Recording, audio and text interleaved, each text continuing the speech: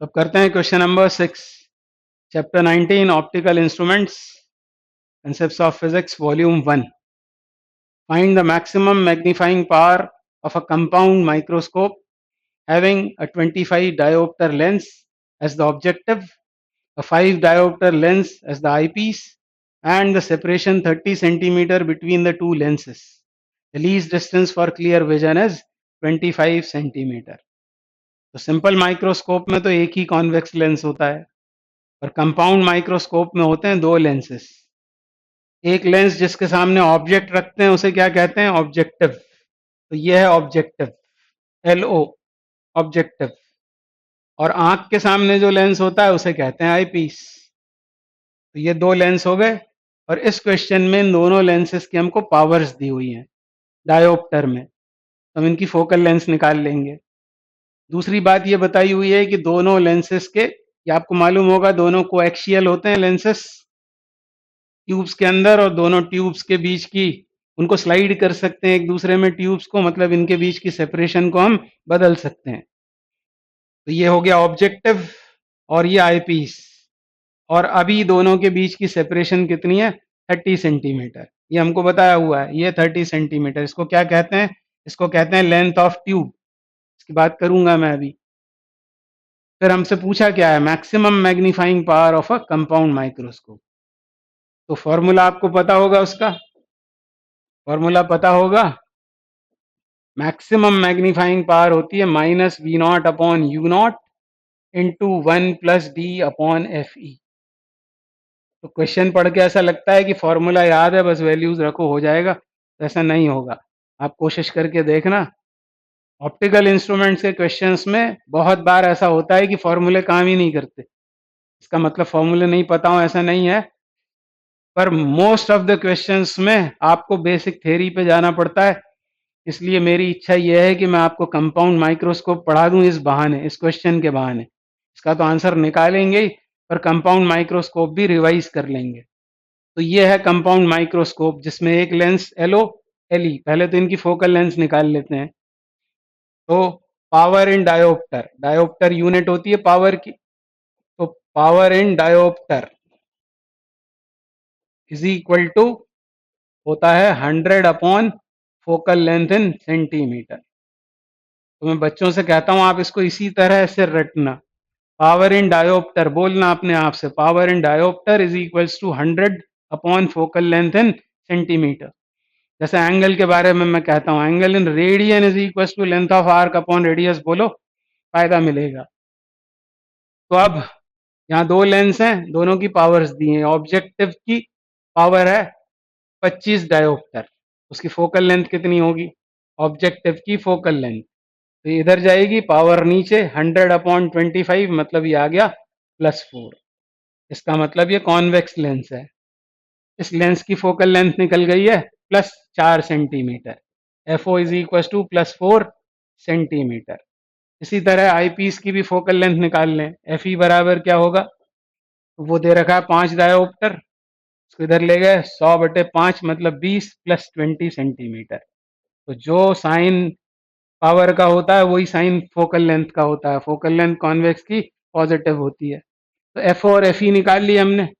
पहला काम तो हमको यही करना था। FE कितना है? 20 centimetre, positive, no sign is positive sign. अब इसको हटा देता हूं, मैं इसको मिटा देता हूं।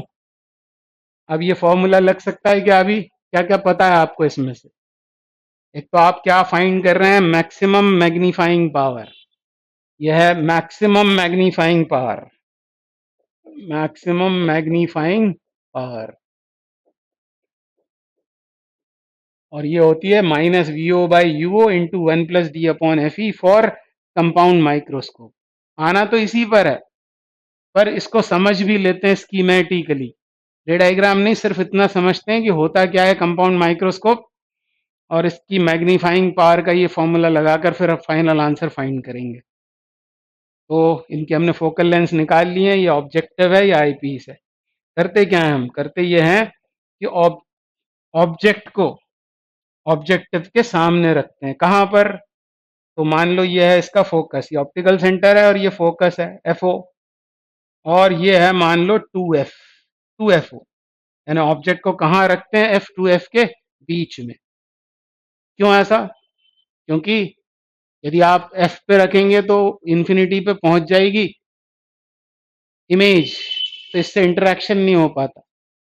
टू एफ के बियॉन्ड रखोगे तो जाएगी इधर, पर छोटी हो जाएगी। तो हम चाहते हैं कि वो इस तरफ बने इसके साथ इंटरेक्ट होने के लिए, और बड़ी भी हो जाए, मतलब ये भी मैग्निफिकेशन में कुछ कंट्रीब्यूशन दे अपना, और वही कंट्रीब्यूशन ये है।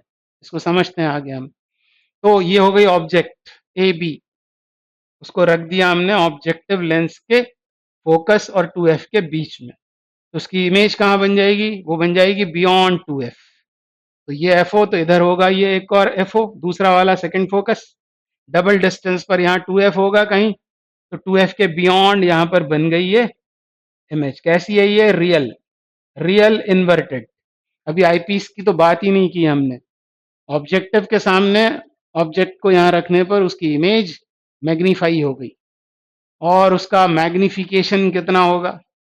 तो ये क्या है, वीओ, और ये क्या है, यूओ। तो लेटरल मैग्निफिकेशन कितना होगा उसका? उसका लेटरल मैग्निफिकेशन होगा विद माइनस साइन, नहीं, लेंस में माइनस साइन नहीं होता है, वी का साइन क्या होगा, पॉजिटिव, यू का माइनस होने की वजह से माइनस आ जाएगा, तो माइनस वीओ बाय यूओ।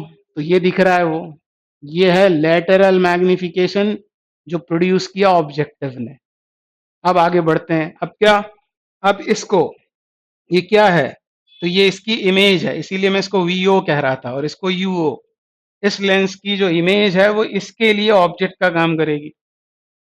और ये दो ट्यूब्स में लगे होते हैं लेंसेस, इनके बीच इनको स्लाइड कर सकते हैं एक दूसरे में, दोनों ट्यूब्स को, और इसको इस तरह एडजस्ट करेंगे कि ये यहां आ जाए। कहाँ आ जाए? इस आई पीस के ऑप्टिकल सेंटर और फोकस के बीच में आ जाए। उससे क्या होगा? उससे होगा उसी तरफ उसकी इरेक्ट इमेज बन जाएगी। यानी ये है image formed by eyepiece, और ये सिस्टम की भी फाइनल इमेज है।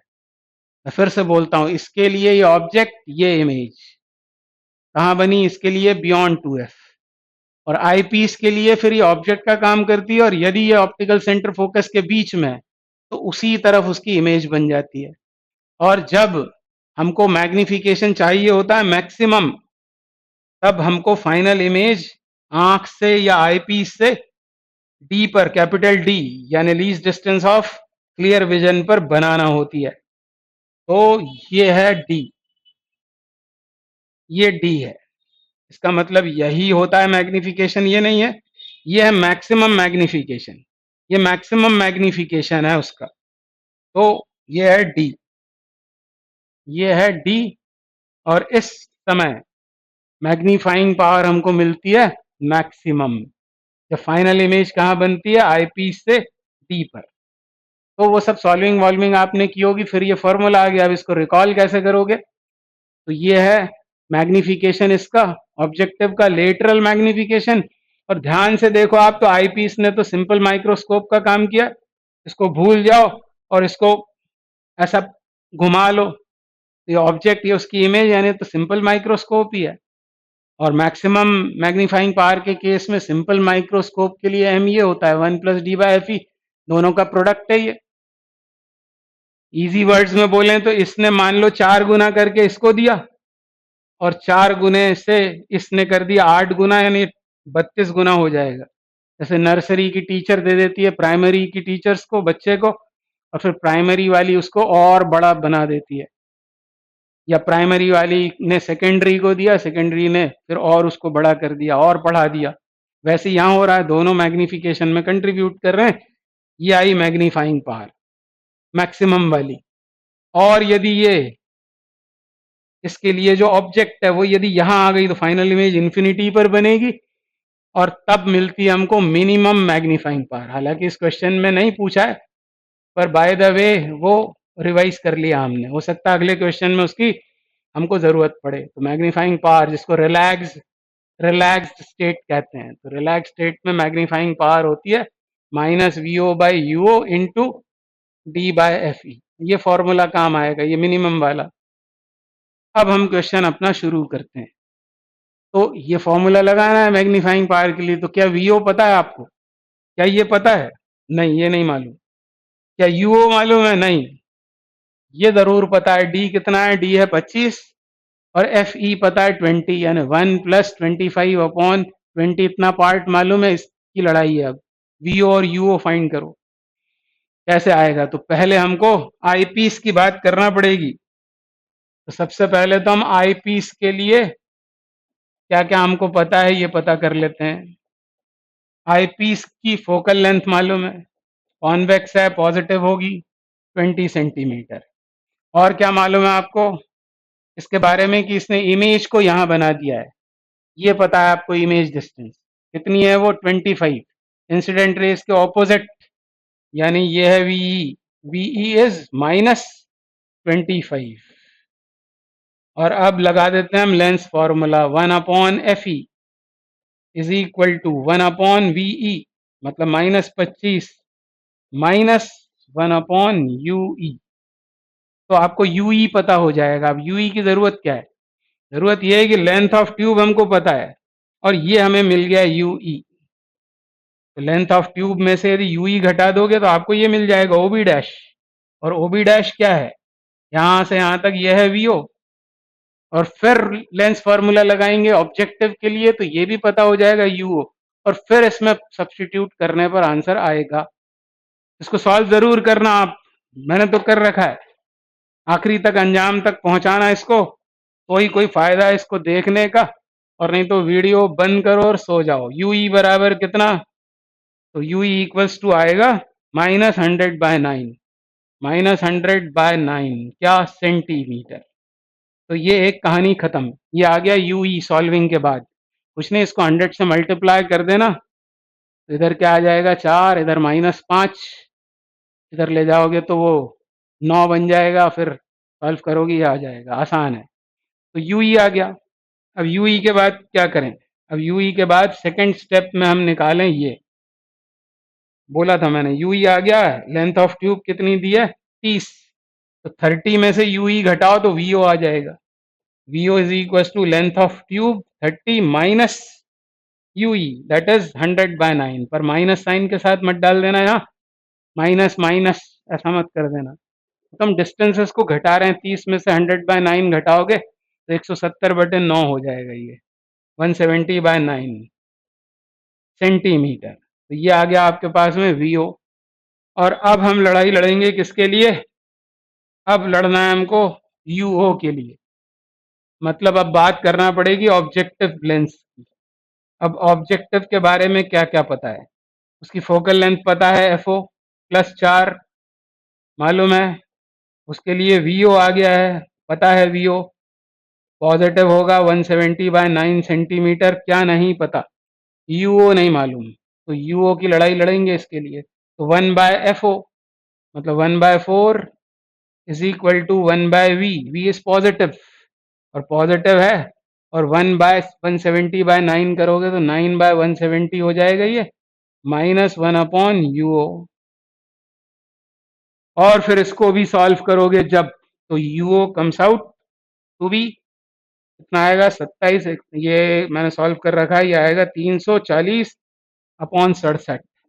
UO is equal to with minus sign 340 340/67 340/67 centimetre. तो जरूर सॉल्व करना।